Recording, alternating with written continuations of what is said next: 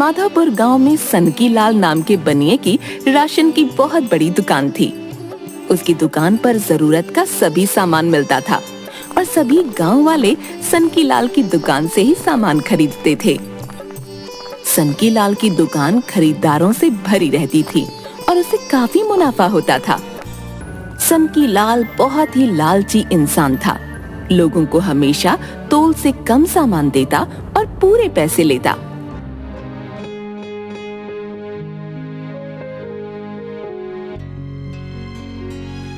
एक दिन बंसी सनकी लाल की दुकान पर कुछ सामान लेने आया। भैया मुझे 5 किलो आटा और 1 किलो चावल दे दो। हाँ हाँ, आराम से बैठो, अभी तोल देता हूँ। है सनकी लाल अपने नौकर टिंडे को आवाज देता है। अरे टिंडे, जल्दी से 5 किलो आटा और 1 किलो चावल तोल दे। जी मालिक, अभी लेकर आया। जैसे ही टिंडा सामान तोलने लगता है तो सनकी लाल वहां जाकर तराजू के नीचे एक चुंबक लगा देता है। अरे मालिक, ये क्या कर रहे हैं? ऐसे तो सामान कम तोल का होगा। सनकी लाल टिंडे को डांटता है। अरे तो क्या अपनी दुकान लुटवा दूं? हैं? तुझे जैसा कह रहा हूँ वैसा कर तू। अभी नया नया आया है, ये सब दांव पेच सीखने में कुछ समय लगेगा। टिंडे मालिक के आगे चुप हो जाता है और सामान कम तोलकर बंसी को दे देता है। बंसी जैसे ही हाथ में आटा उठाता है उसे भार में कुछ कम लगता है। अरे भैया, ठीक से तोला है क्या? ये आटा तो मुझे 5 किलो से कम लग रहा है। मैं हमेशा 5 किलो आटा ही लेकर आता हूँ, तो मुझे उठाने से ही पता चल जाता है, परंतु ये 5 किलो से कम लग रहा है। बंसी की बात सुनकर सनकी लाल गुस्से में आ जाता है और उससे कहता है, सुनो भैया, सामान बिल्कुल सही तौल का ही दिया है। अगर तुम्हें कुछ शक हो रहा है तो भाई कहीं और से ले लो। हाँ, हमारे पास बेकार की बहस का टाइम नहीं है। सनकी लाल भैया, आप तो जानते हैं कि पूरे गांव में राशन की आपकी ही दुकान है। अब हम लोग सामान लेने और कहाँ जाएंगे? क्या हम घर का छोटा छोटा सामान लेने दूसरे गांव में जाएंगे? और यदि चले भी गए तो हमारा सामान लाने में भाड़ा भी कितना खर्च हो जाएगा। हाँ तो ठीक है, ले जाओ, मैंने कब रोका है, पर मेरे काम पर शक मत करो। हाँ। इस तरह सनकी लाल सभी ग्राहकों को कम तौल का सामान देता था और दालों, चावल वगैरह में कंकड़ पत्थर की मिलावट भी करता था। गांव के लोग मजबूर थे क्योंकि गांव में राशन की केवल एक ही दुकान थी, इसीलिए सभी को मजबूरी में वहीं से सामान लेना पड़ता था। सनकी लाल इस तरह बेईमानी करके खूब पैसे वाला बन गया था। उसे इस बात की कोई चिंता नहीं थी कि किस तरह गरीब गांव वाले मुश्किल से अपने घर के लिए सामान लेने आते हैं और उन्हें कम तौल का और मिलावटी सामान मिलता है। गांव वाले सनकी लाल से परेशान होकर गांव के थाने में रिपोर्ट लिखवाने जाते हैं। साहब, हम लोग आपके पास गांव के बनिए सनकी लाल की शिकायत लिखवाने आए हैं। गांव में उसकी अकेली दुकान होने के कारण वो इस बात का बहुत फायदा उठाता है साहब, और सभी लोगों को मिलावटी और घटिया सामान देता है। इसके अलावा सामान तोलने में भी गड़बड़ी करता है साहब। साहब, आप उसके खिलाफ रिपोर्ट लिखिए। इंस्पेक्टर भी थोड़ा बेईमान किस्म का आदमी था। वो गांव वालों से कहता है, अरे इस तरह हम किसी के खिलाफ कैसे रिपोर्ट लिख लें? हैं?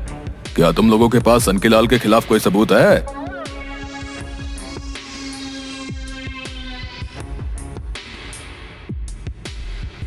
सबूत तो नहीं है हमारे पास, लेकिन वो बेईमानी तो कर रहा है ना। अरे आपके कहने से क्या मैं जाकर उसको गिरफ्तार कर लूं? हैं? बिना सबूत के कोई काम नहीं होता। चलो जाओ यहाँ से। इस तरह इंस्पेक्टर गांव वालों को वहां से भगा देता है और सनकी लाल के खिलाफ कोई रिपोर्ट नहीं लिखता। गांव वाले निराश होकर वापस लौट जाते हैं।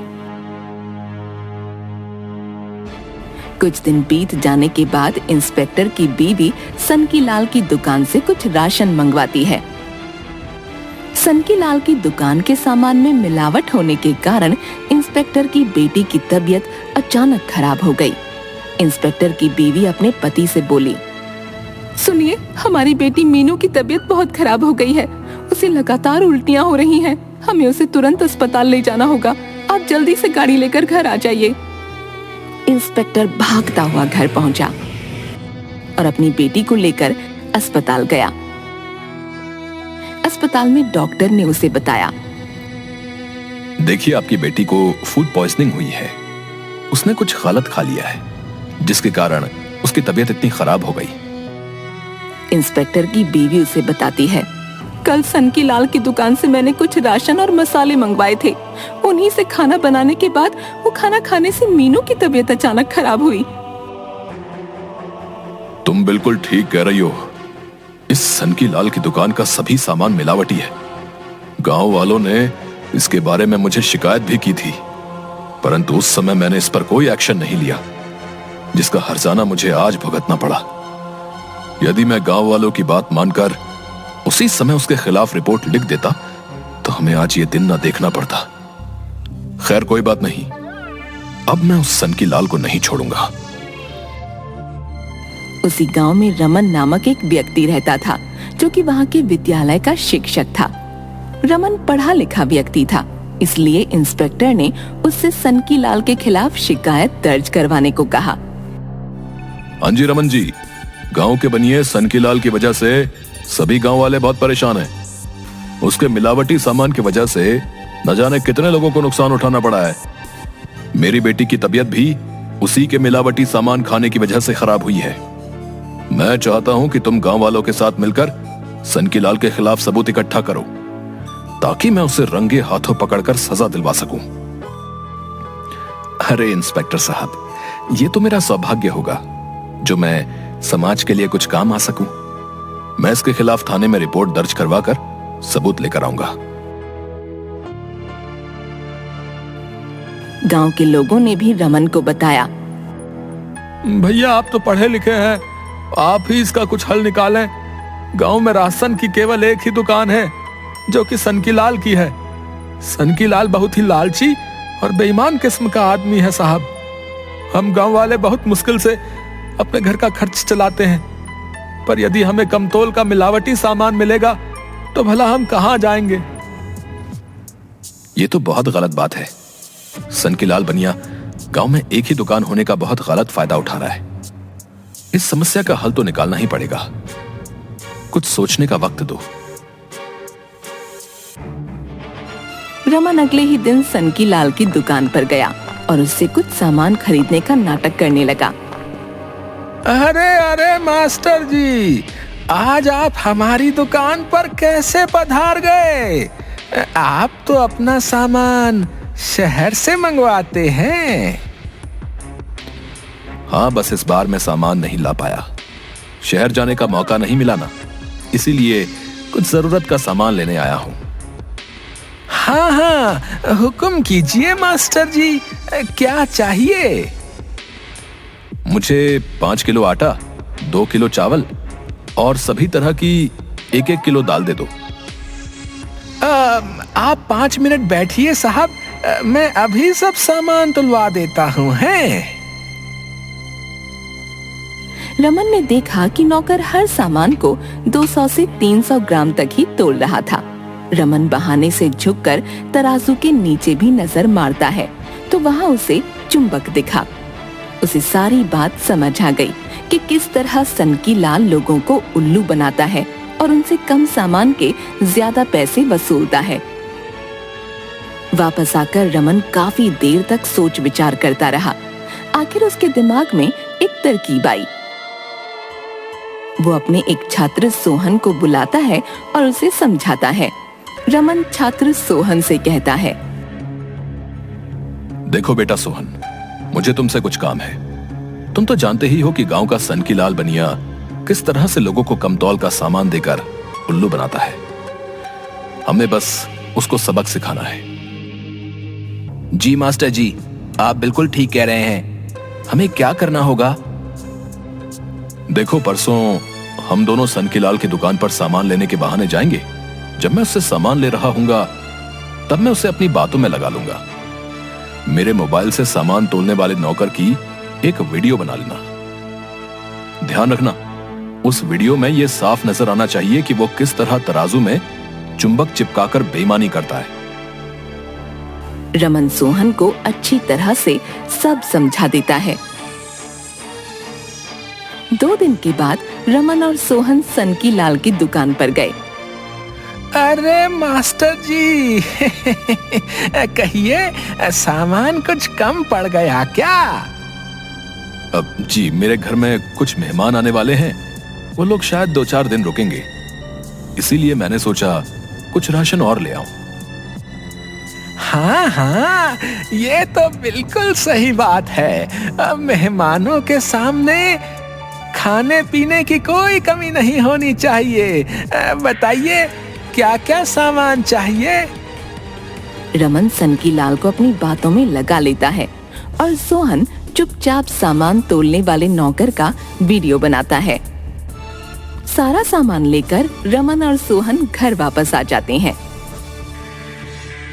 रमन गांव के सरकारी अफसर को लिखित में एक शिकायत देता है, जिसमें सनकीलाल के खिलाफ सारी बातों का खुलासा था। रमन पुलिस इंस्पेक्टर को बताता है। देखिए, मोबाइल में सनकीलाल की दुकान का ये वीडियो, जिसमें साफ नजर आ रहा है कि सनकीलाल का नौकर तराजू पर चुंबक चिपकाकर कम सामान तोल रहा है। अब तो आपके पास सनकीलाल के खिलाफ पक्का सबूत है। ये आपने बहुत अच्छा किया जो इसका एक वीडियो बना लिया। हमें तो सरकार ने इसी काम के लिए रखा है कि यदि कोई भी मिलावटी सामान बेचे या तोल में गड़बड़ी करे तो हम उसे पकड़ें। मुझसे बहुत बड़ी गलती हो गई जो मैंने गांव वालों की बात को नहीं माना। इसीलिए वो लोग सनकीलाल जैसे लोगों के हाथों उल्लू बनते रहे। आपका बहुत बहुत शुक्रिया। मैं कल ही सनकीलाल की दुकान पर रेड मारने जाऊंगा। जी धन्यवाद। अगले ही दिन इंस्पेक्टर सनकीलाल की दुकान पर रेड मारने गया। हाँ भाई, सारी दुकान की अच्छे से तलाशी लो और देखो क्या क्या मिलावटी है। इसका तराजू भी चेक करो। अरे अरे साहब, हुआ क्या है? जरा जरा इधर अकेले में बात करते हैं ना। अच्छा, घूस खिलाओगे?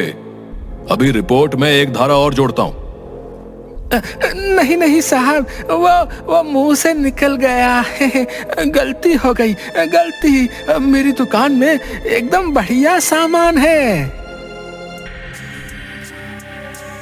साहब जी, यहाँ तो सब मिलावटी है। चावल, दाल, आटा और ये तराजू के नीचे चुंबक भी चिपका रखा है। अच्छा, सभी मिलावटी सामान का सैंपल ले लो। सभी मिलावटी सामान का सैंपल लिया और सनकीलाल की दुकान को सील कर दिया गया। अरे अरे, ये क्या कर रहे हैं साहब? हमने कोई बेईमानी नहीं की है। किसी ने आपको गलत शिकायत की है। तुम गांव वालों को तो बेवकूफ बना सकते हो, परंतु हमें नहीं। मेरे पास तुम्हारे खिलाफ पूरे सबूत हैं और ये मिलावटी सामान जो है ना, तुम्हारी दुकान से मिला है। अब जेल में चक्की पीसोगे तभी अकल ठिकाने आएगी। ले चलो इसे। सरकारी अफसर सनकीलाल की दुकान पर ताला लगवाकर वहां से चले गए। सनकीलाल को उसके किए की सजा मिली और उसे जेल हो गई। रमन एक ईमानदार व्यक्ति को गांव में राशन की दुकान खुलवा देता है, जिससे कि उस व्यक्ति का भी भला हो जाए और गांव वालों का भी। गांव वाले रमन का बहुत शुक्रिया अदा करते हैं। बेईमानी और गलत काम का नतीजा हमेशा बुरा ही होता है।